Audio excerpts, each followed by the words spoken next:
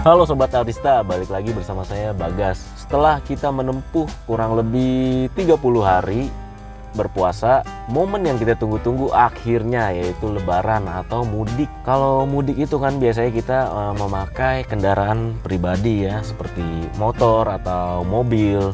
Jadi di sini saya akan memberikan sedikit atau beberapa hal-hal yang perlu diperhatikan sebelum berangkat mudik atau perjalanan jauh menggunakan mobil. Jadi apa aja sih hal-hal tersebut yang perlu diperhatikan? Oke Sobat Arista, jadi hal yang harus kalian perhatikan sebelum berkendara atau mudik itu adalah surat-surat. Jadi pastikan surat-surat berkendara kalian itu lengkap semua seperti STNK, SIM, bahkan sampai KTP. Jangan sampai ketinggalan dan pastikan SIM kalian itu aktif ya. Terus apalagi sih selain STNK, SIM, dan KTP. Nah biasanya kartu ini nih sering banget ketinggalan di rumah atau dimanapun saat kalian berkendara, yaitu kartu e-tol. Kartu e-tol ini pastikan sebenarnya disimpan aja di mobil atau di dompet kalian bersamaan dengan kartu-kartu atau surat-surat berkendara lainnya supaya nggak ketinggalan. Terus juga pastiin saldonya ada. Jangan sampai kalian udah di gerbang tol terus saldonya habis, malah membuat kemacetan di gerbang tol. Kemudian yang kalian harus perhatikan yang terpenting itu adalah di sini, yaitu tools atau dongkrak untuk jaga-jaga kalau misalnya ban kalian bocor di perjalanan. Nah tools ini harus lengkap ya, seperti dongkrak dan kunci-kunci roda dan lain-lain juga.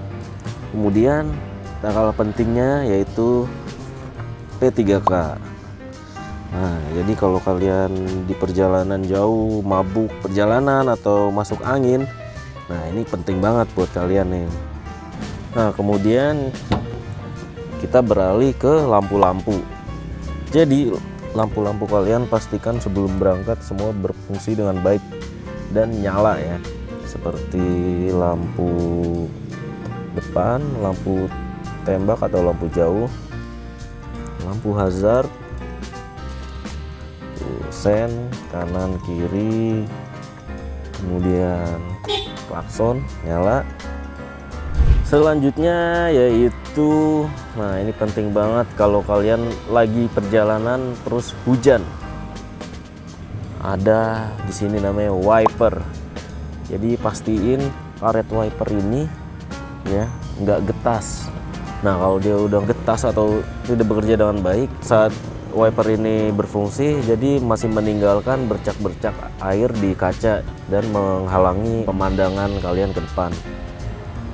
Setelah kita bahas karet wiper, kemudian kita beralih ke bagian bawah. Nah itu ban, ini penting banget nih. Jadi pastikan ban kalian keempatnya dan termasuk ban serep semua masih bagus, tidak pecah-pecah. Terus pastikan juga tekanan anginnya nih. Tekanan anginnya kita bisa lihat di sebelah sini. Biasanya sih tergantung mobilnya ya, ada di pintu depan atau bagian belakang. Nah di sini ada tekanan anginnya kalau untuk Honda HR-V. Kita masuk ke bagian kap mesin. Nah yang pertama kita cek di dalam bagian kap mesin ini yaitu adalah aki. Kita bisa lihat indikator akinya ada di sini. Nah jadi kalian lihat warnanya, apabila warna aki kalian di tengahnya ini merah dan pinggirannya biru, berarti aki kalian masih oke ya, masih bagus. Dan kalau misalnya udah warnanya seperti ini, merah dan juga putih merah, ya baiknya, alangkah baiknya ya harus diganti.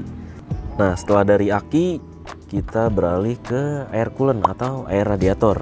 Jadi kalian harus gunakan air radiator ini yang dianjurkan sesuai dari ATPM.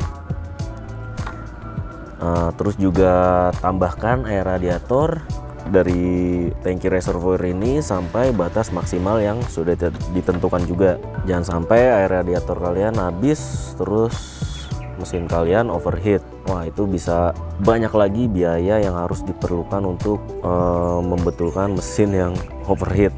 Kemudian yang perlu diperhatikan lagi yaitu minyak rem nih. Jadi perhatikan nih, kalau minyak rem kalian cepet habis, misalnya baru kalian isi terus langsung habis gitu, atau beberapa hari kemudian nggak lama tiba-tiba habis, itu kemungkinan bisa jadi kampas rem kalian itu udah tipis. Jadi harus diganti sebelum piringan kalian kena. Nah, kan bisa biaya banyak lagi kalau piringan kalian yang kena atau yang tipis gitu. Jadi pastiin minyak rem selalu terisi dengan batas maksimalnya, dan pastiin juga pakai minyak rem yang sudah dianjurkan oleh ATPM. Nah, kemudian di sini ada air washer, yaitu untuk membersihkan kaca mobil dengan wiper. Nah, ini tips aja. Jadi kalian isi air washer ini sebenarnya pakai air biasa juga udah cukup ya. Jadi jangan pakai sampo. Kenapa? Karena sampo itu kan membuih. Jadi nanti buihnya itu terendap, terus kemudian malah jadi nggak keluar di lubang air washernya. Oke, ini yang terakhir yang tidak kalah penting, yaitu oli mesin. Cara ceknya, kita lepas aja dipsticknya, kita tarik.